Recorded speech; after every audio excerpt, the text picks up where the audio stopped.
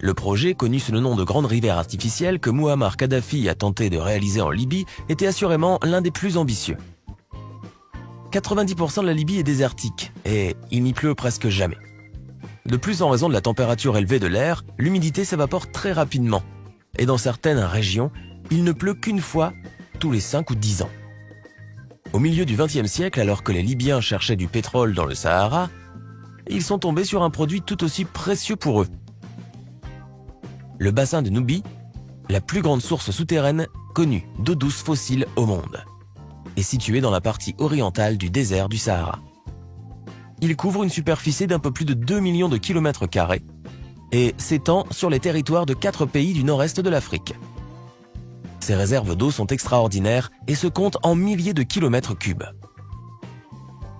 Dans les années 60, on a d'abord pensé à construire un système d'irrigation géant, mais le projet n'a véritablement démarré que dans la première moitié des années 1980, au moment où Mouammar Kadhafi a donné son feu vert à un vaste projet d'infrastructure. Selon les calculs les plus optimistes, en y puisant 1,5 milliard de mètres cubes d'eau par an, les réserves devraient suffire pour 4800 ans. La mise en œuvre du projet a été divisée en 5 étapes. La première étape a été la construction d'une usine capable de produire d'énormes tuyaux de 80 tonnes pouvant facilement servir de tunnel pour les voitures. Au total, plus d'un demi-million de ces tuyaux d'un diamètre de 4 mètres ont été produits et la majeure partie de l'aqueduc a été réalisée avec ces derniers. De plus, afin de faire naître la Grande Rivière Artificielle, les employés de diverses grandes entreprises étrangères sont venus travailler en Libye, dont des Américains, des Japonais et des Allemands, mais la majeure partie de la première phase a été mise en œuvre par des spécialistes de Corée du Sud. Les tuyaux en béton ont été transportés sur des routes conçues de façon à pouvoir supporter le passage de camions lourds. La première phase a aussi impliqué la construction d'un aqueduc d'une longueur de 1200 km. D'énormes tranchées ont été creusées pour installer les tuyaux, car le réseau devait être posé à des profondeurs allant jusqu'à 6 mètres.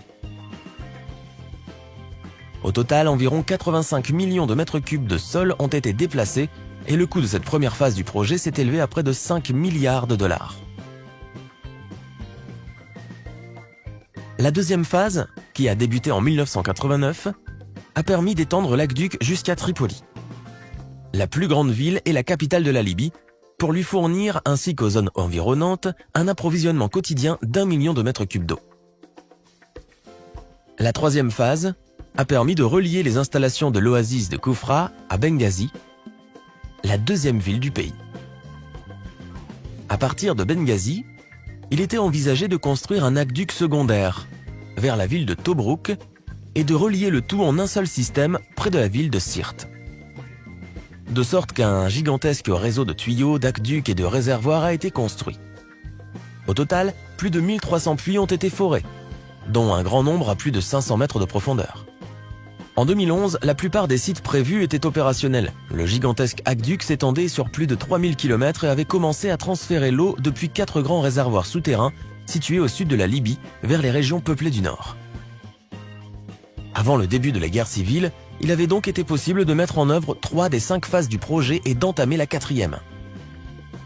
Grâce à la Grande Rivière Artificielle, les Libyens ont réussi à amener 6,5 millions de mètres cubes d'eau douce par jour aux villes et aux agglomérations, approvisionnant ainsi 4,5 millions de personnes. À noter que l'agriculture consommait 70% de cette eau. Le pays a ainsi pu développer de grandes exploitations agricoles produisant du blé, de l'orge, des légumes et des agrumes. En fait, la Grande Rivière Artificielle a été conçue à l'origine non seulement pour fournir de l'eau à la population, mais aussi pour réduire la dépendance aux produits importés.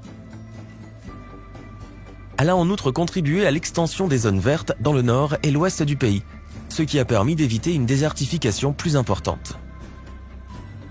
Mais cette construction massive a coûté à la Libye une somme d'argent impressionnante, et selon diverses sources, le coût total du projet aurait été d'environ 24 milliards de dollars. En 2011, la majeure partie du projet étant déjà en place, et son achèvement était prévu pour 2015. Il est intéressant de noter que le pays a compté sur ses seules ressources pour financer le projet. Ce sont les taxes sur le tabac et le carburant, de même que les recettes pétrolières qui ont permis de réunir l'argent nécessaire. Cependant, il est peu probable que nous sachions un jour ce que le projet a vraiment coûté à la population. Dès la 3e étape de la construction, en 2008, la grande rivière artificielle a été inscrite dans le livre Guinness des records en tant que plus grand complexe d'irrigation au monde. Les médias occidentaux ont été réticents à parler de ce projet, même si en termes d'ampleur des travaux, peu de choses peuvent lui être comparées. À elle seule, la production des tuyaux est impressionnante. Pour la fabrication de chaque tuyau, de 7,5 mètres de longueur, 8 km de fil métallique ont été nécessaires. De sorte que la longueur totale de fil métallique utilisée équivaut à 230 fois le tour du globe. La quantité de pierre et de sable utilisée pour la fabrication des tuyaux suffirait à construire 16 pyramides de Gizeh, et la quantité de ciment utilisée pour le projet serait suffisante pour construire une autoroute allant de Tripoli à Saint-Pétersbourg en passant par Moscou. Objectivement, les Libyens ont réussi à créer une véritable merveille d'ingénierie grâce à laquelle il a été possible d'irriguer des milliers d'hectares de terre et de changer profondément la région. Mais la construction s'est arrêtée depuis 2011 en raison de la guerre civile, et naturellement les projets d'irrigation ne sont pas en ce moment une priorité. Pire encore, la guerre a causé des dommages aux sections déjà construites. Et ces dernières années, des articles sur le manque d'eau potable en Libye ont fréquemment été publiés dans la presse.